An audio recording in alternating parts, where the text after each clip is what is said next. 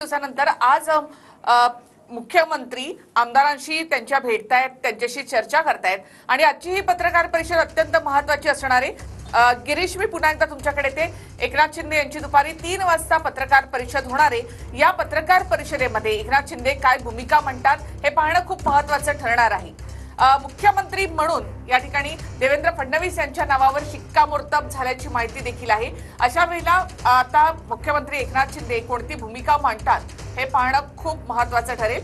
दुसरी दृश्य आपण या ठिकाणी पाहतोय ते देवेंद्र फडणवीस छत्रपती संभाजीनगरमध्ये एका कार्यक्रमामध्ये सहभागी झाले आहेत। आपण संजय शिरसाट आपल्या सोबत आहे, आपण म्हणजे थेट बातचीत करणार आहोत। सर, आज महत्वाची घडामोड आणि 3 वाजता मुख्यमंत्री काळजीवाहू मुख्यमंत्री म्हणावं लागेल आता पत्रकार परिषद घेत आहेत। 2 दिवसापासून कुणाच्या संपर्कात नव्हते, नाराज आहेत अशा सुद्धा बातम्या येत होत्या आणि आग्रही आहे शिवसेनेचे सर्व नेते की त्यांना मुख्यमंत्री करावं। आज बातचीत करणारे काय नेमकं घडेल वाटतं?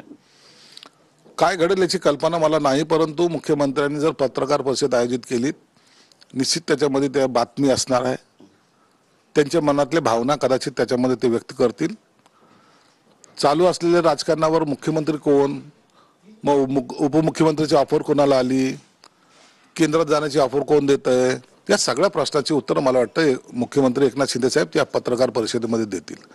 म्हणून आपल्याला सुद्धा तेवढा वेळ वाट पाहावी लागेल त्यांच्या मनात नेमकं काय चाललंय, ते ऍक्शन मोडमध्ये आलेत का, किंवा त्यांना या सर्व घडामोडीबद्दल काय वाटतंय आणि मुख्यमंत्र्याचं नाव कधी डिक्लेअर करतील, या सगळ्या प्रश्नाची उत्तर मला वाटतं आज शिंदे साहेब देतील। म्हणून तुमच्यासारखं मला सुद्धा त्याची उत्सुकता वाढलेली आहे। 3 वाजताच्या पत्रकार परिषदेमध्ये मुख्यमंत्री काय बोलतात ते नक्कीच। पण आता अवघा 1 तास राहिलाय, 1 तासानंतर महाराष्ट्रामध्ये राजकीय भूकंप होईल अशी परिस्थिती वाटते तुम्हाला? काय होईल याची कल्पना मला पण नाहीये। त्यांच्या मनात काय चाललंय हे कोणीच सांगू शकत नाही आणि मुख्यमंत्री हे नेहमी जेव्हा त्याच्या दाढीवर हात फिरवतात ना तर समजायचं काहीतरी घडतंय। म्हणून ते काय घडेल ते पाहायला आपण सुद्धा उपस्थित राहायला पाहिजे। पण तुम्ही त्यांचे खूप जवळचे सहकारी मानले जातात, काय घडेल याची उत्कंठा शिगेला पोहोचले, याबद्दलचं काही भाकीत करू शकता? कारण बऱ्याच दिवसांपासून तुम्ही सुद्धा मागणी केली आहे की मुख्यमंत्र्यांच्या चेहऱ्यावर निवडणुका लढवण्यात आल्या एकनाथ शिंदेच्या, त्यांना मुख्यमंत्री पदासाठी किमान 2 वर्ष तरी द्यायला हवी। आम्ही काय मागणी केली हे आमचा प्रश्न आहे। आम्हाला काय वाटतं हे आम्ही सांगितलेलं स्पष्टपणे सर्व जनतेसमोर सांगितलेलं आहे। आता काय निर्णय घ्यायचा हे वरिष्ठ ठरवतील आणि त्या निर्णयाची आम्ही सर्वजण वाट पाहतोय। आजची पत्रकार परिषद किती महत्वाची आहे? अत्यंत महत्वाची। जेव्हा मुख्यमंत्री बोलतोय त्याला आगळं वेगळं महत्व आहे आणि त्यानुसारच त्यांनी पत्रकार परिषद आयोजित केली असेल। सहज म्हणून मुख्यमंत्री कधी बोलत नाहीत, त्यांना काही महत्वाचं बोलायचं असेल, त्यांचे विचार मांडायचे असतील, म्हणून ही पत्रकार परिषद माझ्या दृष्टिकोनाने अत्यंत महत्वाची ठरली जाणार। नक्कीच। पण काही बॅगा वगैरे पण भरल्यात का तुम्ही? कारण एकनाथ शिंदे म्हटलं तर उठाव, एकनाथ शिंदे म्हटलं तर बंड, एकनाथ शिंदे म्हटलं तर संघर्ष, नेमकं काय होईल याची उत्कंठा पण वाढत चालली आहे। आता बॅगा भरण्याची ही वेळ नाहीये।